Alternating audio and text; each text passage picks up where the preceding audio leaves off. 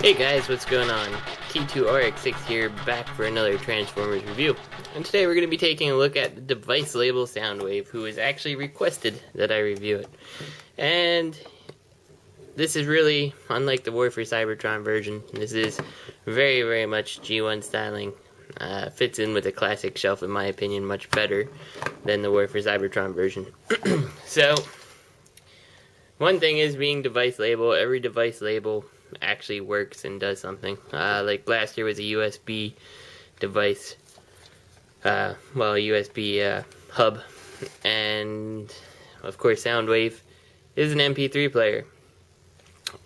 He takes one AAA battery behind here. I would show you it. Unfortunately, he takes mini SD, and while I have micro SD and regular SD, I don't have any mini SD. So I have no way to really show you that he can play MP3s. You have all your controls here on the front. My understanding is he's not a really great MP3 player. I would be led to agree because you don't have anything to display the song name or your track or anything like that. You're all just basing it off the forward, back, and all that. You saw here the button on the top does open the front, very similar to G1 Soundwave. And the transformation scheme is almost identical to the Soundwave. Whoops, dropping stuff. Now, one thing on my Soundwave, this one little leg panel doesn't want to stay in quite right. I'm not entirely sure why, but it's really a small little complaint. You can probably see on the end of my video here that I have the G1 Soundwave here, just to give them, a comparison for what they look like. Now, there is a Reprolabel set here. I might show it at the end of the video to show you how it changes the Soundwave, just to kind of make them look more like this one, especially if we take the tape out. Yeah, it really turns them more into a classic, G1 styled Soundwave, which is pretty cool. For the box for this guy, it's a little dusty. I pulled it out of the closet. It's just a generic black box with Soundwave in white on the front, kind of similar to, I guess, an iPod box. Says some stuff in Japanese. On the back, a picture of Soundwave who's half in his white version and half in his blue version. Unless the white version looks like that, I don't know. He comes in 3 colors, white, black, and blue. Personally, I would get any color but white. You have a flap inside that has a very, very Apple iPod type advertisement on it. Again, Soundwave, and then just a showing of some of the other device labels. The Ultra Magnus with the iPod speakers, Soundwave, and yeah, there's Frenzy and Rumble, which are headphones for this guy. And in my opinion, they are not worth the money. I haven't fiddled with them, but you get a little Frenzy and Rumble that have a wire attached to them, so that kind of stinks. Inside the box here, assuming he wasn't outside, you'd see Soundwave in here. And then all his accessories like his guns and a plethora of fists and headphones that I wouldn't torture my worst enemy with. Anyway, let's look at some of the accessories we have here, because he comes with a lot. And unlike G1 Soundwave, he's got no place to store him, whereas G1 Soundwave, you pulled what would be the battery compartment open to hide all his weaponry. This guy, you don't get that option, so everything you have for him, you're going to have to make sure you have a good place to store. And you get the gun, and of course the shoulder cannon, which, interestingly enough, is the same size as a AAA battery. You also get a number of fists here. Now, there's 2 of them already on here, but you actually get 2 fists that would be Soundwave pulling the trigger of his gun. And then you get 2 fists that are kind of more like they're pointing, but not really. You'll see why he has these, though, in a minute. So, let's actually get on to the transformation here. And like I said, it's very much like the G1 Soundwave. It's pretty simple. You're going to take these back panels, rotate them out, and you can rotate the little fist out here, which is just on a ball joint. And do the same thing for the other side. And I think I said that these were legs. I meant hands. And as you can see, My ball joint here is ridiculously loose on this arm. It's never been like that before, but that's okay. Now, for the front, again, very much like G1 Soundwave, you rotate the front down. You kind of rotate the leg while you turn it here to make it come down. I could get this hand out of the way. Rotate it on an angle down. That leaves you like that. There's little slots to stick a fingernail if you have any. And rotate his feet down. And on the back, just some heel spurs to give him a little more stability. Now, one thing I always tend to forget here is if you look on the side, he's got these sliding tracks. And to me, when he is in his robot mode like this, his body looks pretty okay, especially compared to G1. But actually, you're going to slide these up to give him a little bit of his shoulder. And then finally, slide back this top panel, and his head is spring loaded, so it's going to pop up. And it's very nice, you know, Soundwave head, very accurate to the cartoon, in my opinion. Okay, so we might as well transform G1 Soundwave here, just so you can see how similar it is. First, you'll rotate these legs down. You'll rotate at the thigh here, and then it swivels around. You will rotate out the feet, rotate the arms around, push out the hands. For some reason looked upside down, but I guess they're okay. Do it for both, and then flip up his head. There you got Soundwave. And also you can, might as well do this too. Pull these out, pull out his weapons. Close everything up. And this is just his cannon one, which attaches up here. And, whoops. This one is the gun, which has a missile, but that is in my box so I don't lose it. And there you go. Now you can see there's quite a size difference between the two. This Soundwave's more on scale with a deluxe. For instance, here is the cup from the Reveal the Shield, where actually I think this is Hunt for the Decepticons, and you can see Cup's actually a little bit smaller than Soundwave. And if you collected the device labels, you may have Blaster. Blaster is a tiny bit bigger than Soundwave in both width and height, but they look good together on the shelf, versing each other. And Blaster doesn't want to stand right now as I push him off to the side. There we go. So, you got the accessories, and of course they can clip in. It is gonna limit Soundwave's ability to look to the left and right, but that's okay. For articulation, you got a full 360. You got a upper, a lower, which is on the ball joint. The top's on a ball joint, so you got plenty of motion out of there. The thighs are a little more stiff just because of the construction, and you don't really get quite the range of motion, but it's sufficient for what you want to do. You of course have the knee and then an upper thigh swivel, and that's about it for the articulation, but it's pretty good at accomplishing what you want. Now, one of the accessories are the hands, and you're just gonna pop them out. They're on ball joints, and the pop out system kind of bugs me a little, just because to me I feel like there's a good chance of shearing ball joints when you do it this way, but so far I haven't had any problems. You can swap in his other fists. You do have to have the closed fists on to make him transform best, I've found.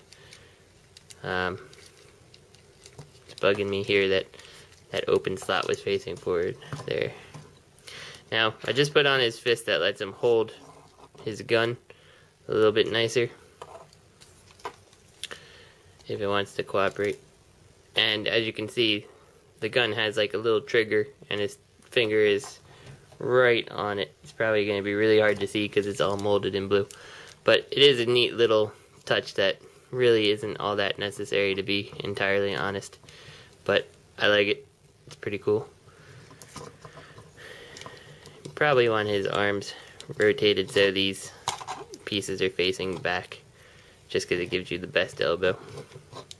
Even that is kind of limited, so you kind of have to play around with it. His arm's going to kind of change depending on how he's bending it, I suppose.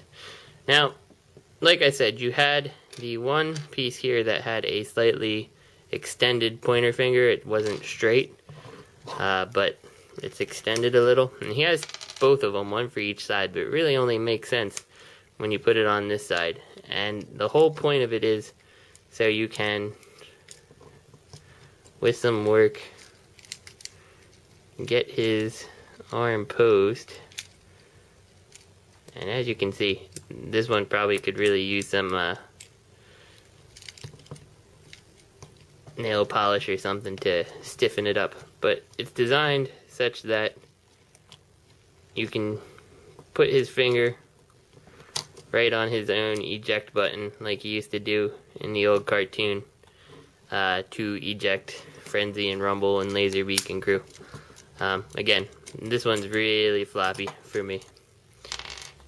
It doesn't seem to be the case for any of his other fists here, just only that one, of course.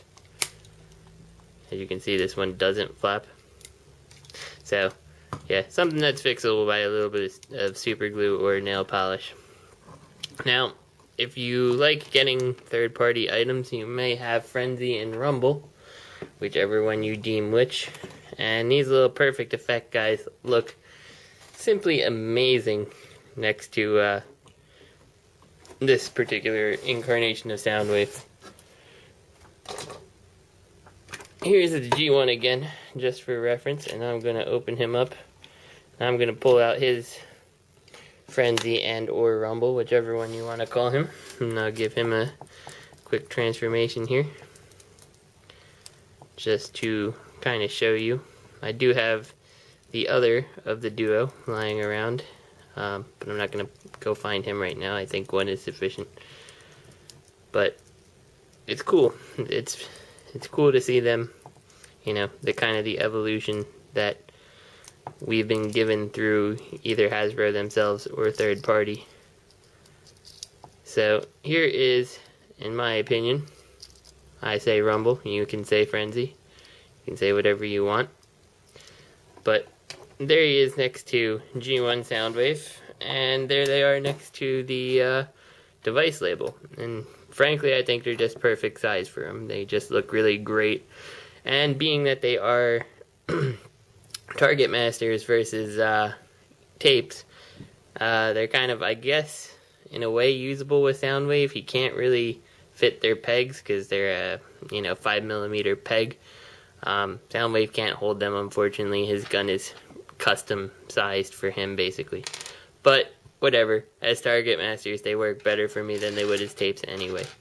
So I am going to put these Reprolabels on just for a quick comparison here, and just kind of do a quick shot into his alternate mode versus the G1's alternate mode and his robot mode.